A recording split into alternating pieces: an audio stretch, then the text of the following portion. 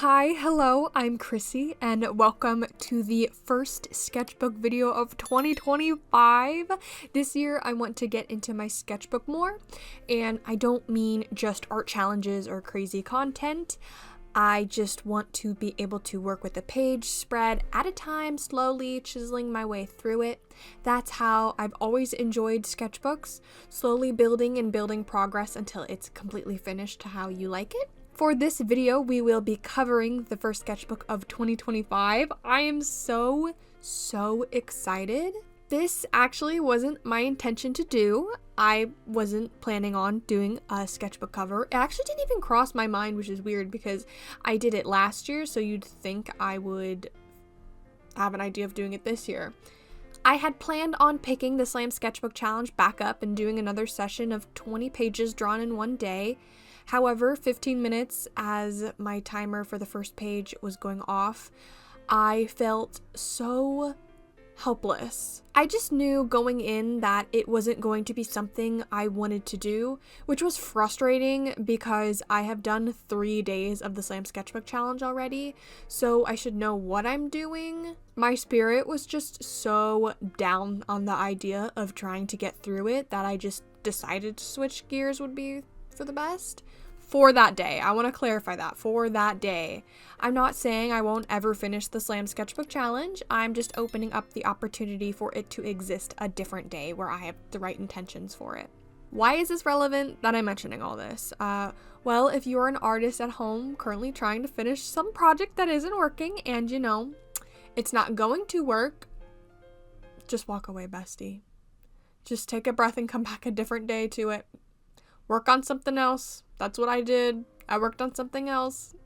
And that is today's video. Now with that little ramble out of the way, let's get into the actual art part of the video.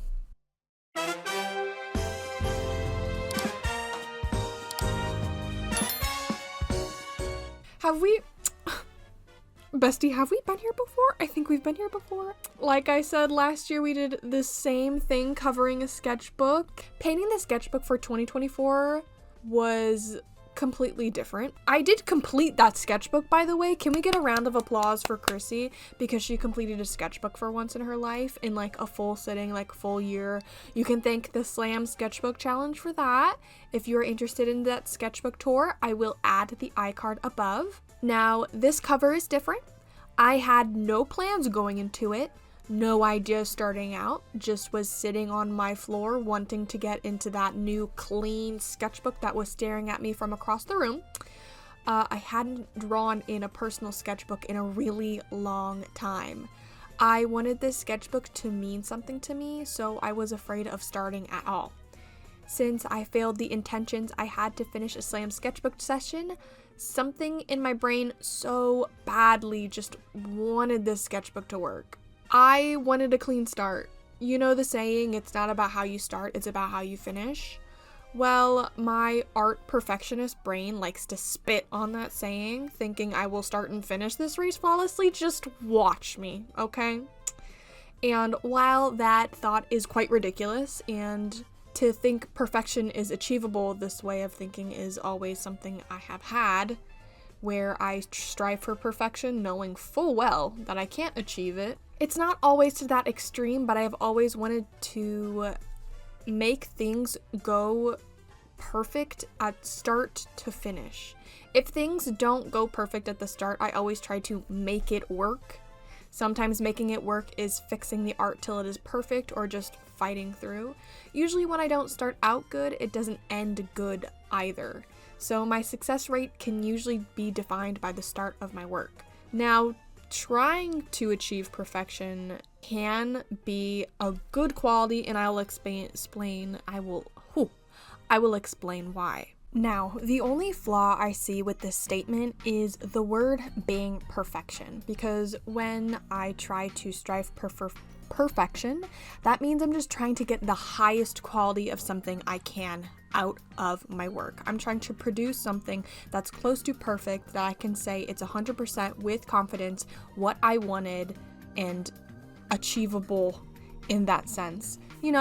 So this is why usually when I do 2 starting sketches for my digital pieces, I sometimes even do 3, because when my starting point isn't good, how can I finish good? So what does that have to do with the cover of this sketchbook, Chrissy? Well, the way I started was nothing. Like I said, I just glanced at my nice new sketchbook many times until something was telling me I needed to paint the cover. Boom! There's my video, just replace the same sketchbook session. Great, good. What do I paint? Well, I was going through some old sketchbooks and moving them. Maybe there's some inspiration there. That's when I had a small thought, a memory. I have this huge sketchbook I started in 2021. It was one of the best starts to a sketchbook I had until I felt I ruined it with some pages, but we won't go into that right now. Let's not bring that Chrissy into this. On a particular interesting sketchbook spread, I had a character design I had never really used. This character was created from an art class project using paper you had to cut out of shapes and use negative space to create something, and my character design idled brain decided to design this queen. Since that year I designed her, I hadn't thought of her much until recently. Going into the year 2025, I wanted to use her as my inspiration. I didn't know how my start would look, let alone the finish. Since her design was made up of easily mimicable shapes, I decided she would be a perfect subject. Simple shapes, colors, and design. There was nothing I could fail here, and I didn't fail. I sure did cover my sketchbook. I mean, anyone can see that. The goal is completed. My start and finish were about the exact same. Uncertainty would be the best to describe it. I started unsure if this would work, and I finished unsure if it had worked. I think I have come to the conclusion that on a completion basis, I nailed it. Personal preference, however, this isn't my normal art. It's a bit jarring to look at because it doesn't scream like, "Hi, I'm Chrissy, I drew that, that's me, that's my work." But I don't think that's a bad thing. I don't think it's a bad thing. I was uncertain the whole time. I know it was good for me. I know it was good for me to remind myself of a character design that is completely different to my normal ones. It was good to make art unlike all of my other ones. It was good to make a video like this. It was good. It wasn't perfect or spectacular, it was just good, and I'm happy with that. It's weird how the art experience is often more important than the art itself. That's why I love character artwork so much. You get to experience a new perspective with a character in a way you would never thought to. The little queen is abstract and fun. She can shift into so many things, never truly staying completely perfectly still. I feel the cover of the sketchbook should capture the contents of the sketchbook inside, but the cover and sketchbook as a whole should capture the artist. This is just a new way I felt being captured. There still is something so unique and unexplainable about this character. She was a perfect fit for my uncertainty going into this year, and I hope to keep this momentum up in the sketchbook, capturing the start and finish of all my work. Now, even after all of this, I haven't really even talked about how I made the art. Not that there's much to say, so let's get into that if you're still here. I used acrylic paint, of course. I limited myself to just 3 colors outside of white and black.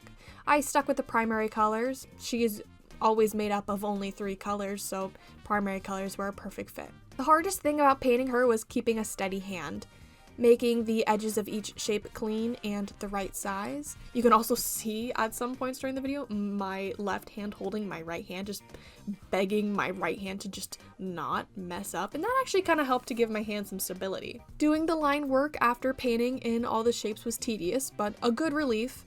Knowing that the only thing I had to do was paint various shapes and line them was an easy thought. Physically, it was pretty easy as well. I am just normally impatient when it comes to things like line work. Like I said, throughout it, I was very uncertain.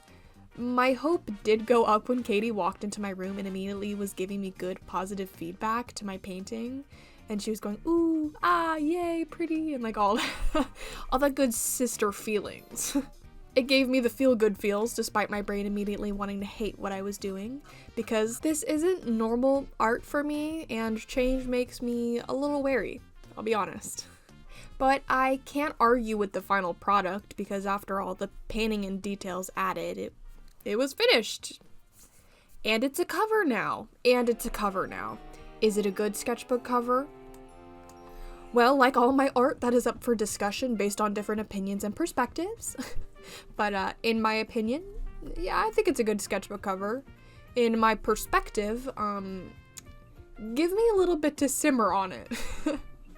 But I am thinking yes, just depends on if by 2026 I will hate the cover or not. And also, oh my goodness, the year 2026 coming out of my mouth feels so wrong. I didn't even want to think about a year from now. 2025 itself is enough for me. It's enough uncharted territory, thank you very much. But I completed it. This is the final sketchbook cover. I hope you like it, because I crave validation. Not really, but it is nice to hear. Katie likes it, so that's all that matters. So, this is the final product. It is a sketchbook cover. A quick update. Future Chrissy. I was working on editing the video, but this is the final product. I just wanted to show you guys off camera. I covered it and sealed it, but then I also added glitter. Look at that. Are you joking me? I showed my mom the cover, and then she was like, don't add glitter, it'll ruin it. And then I showed her with the glitter, and she goes, well, I was wrong. And I was like, yeah, you were. Look at that. That's so fun. The light in here is like not doing it justice, like how glittery it is, but like, ooh, so pretty. That's the final product. Just wanted to show you.